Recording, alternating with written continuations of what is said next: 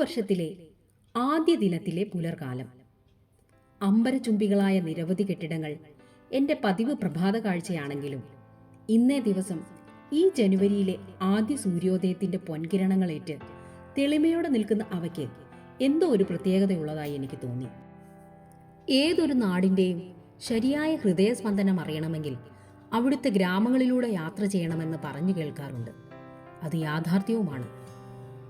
അതുകൊണ്ട് തന്നെ അവധി ദിനത്തിൻ്റെ വിരസതയിൽ നിന്നും രക്ഷപ്പെടുവാനും എൻ്റെ ഗ്രാമത്തെ അടുത്തറിയുവാനും ഞാൻ ഇന്ന് നായികാവിൻ്റെ സമീപ ഗ്രാമപ്രദേശങ്ങളിലൂടെ അത്രയൊന്നും ദീർഘമല്ലാത്ത ഒരു യാത്ര ചെയ്യുവാൻ തീരുമാനിച്ചു.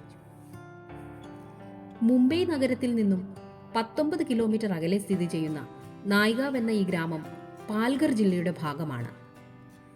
നായികാവ് റെയിൽവേ സ്റ്റേഷന്റെ പടിഞ്ഞാറ് ഭാഗത്തെത്തിയ ശേഷം അവിടെ നിന്നും 30 മിനിറ്റ് സമയം വടക്ക് ദിശയിലേക്കും പിന്നീട് പടിഞ്ഞാറ് ദിശയിലേക്കും സഞ്ചരിച്ചാൽ നാം എത്തിച്ചേരുന്നത് ഒരു ബോട്ട് ജെട്ടിയിലേക്കാണ്. അവിടെ നിന്നും ബോട്ട് മാർഗം നമുക്ക് സമീപ ഗ്രാമമായ പഞ്ചുദ്വീപിലെത്താം. മുംബൈക്ക് വടക്കു ഭാഗത്തുള്ള വസായ് ക്രീക്കിലുള്ള ഒരു അഴിമുഖ ദ്വീപാണിത്.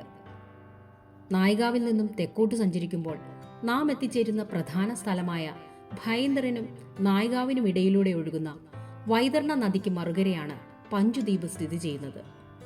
വെസ്റ്റേൺ റെയിൽവേ ലൈനിലൂടെ യാത്ര ചെയ്യുമ്പോൾ നമുക്ക് ഈ ദ്വീപ് കാണുവാൻ സാധിക്കും. പഞ്ചുദ്വീപിലേക്കുള്ള യാത്രാ ബോട്ട് എത്തിച്ചേരുന്നതും കാത്ത് ഞാനിപ്പോൾ ബോട്ട് ജെട്ടിയിലിരിക്കുകയാണ്.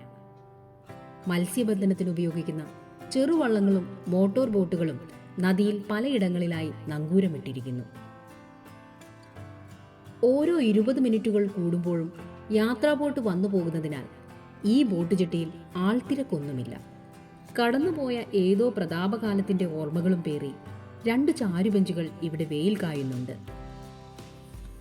അങ്ങു ദൂരെ പച്ച പുതച്ചു നിൽക്കുന്ന പഞ്ചുദ്വീപിന്റെ മനോഹാരിത ആസ്വദിച്ചുകൊണ്ട് ഞാൻ ഇക്കരെ നിൽക്കെ എനിക്ക് പോകാനുള്ള യാത്രാ ബോട്ട് മെല്ലെ മെല്ലെ ബോട്ട് ജെട്ടിയിലേക്ക് വന്നു ചേരുന്നുണ്ടായിരുന്നു.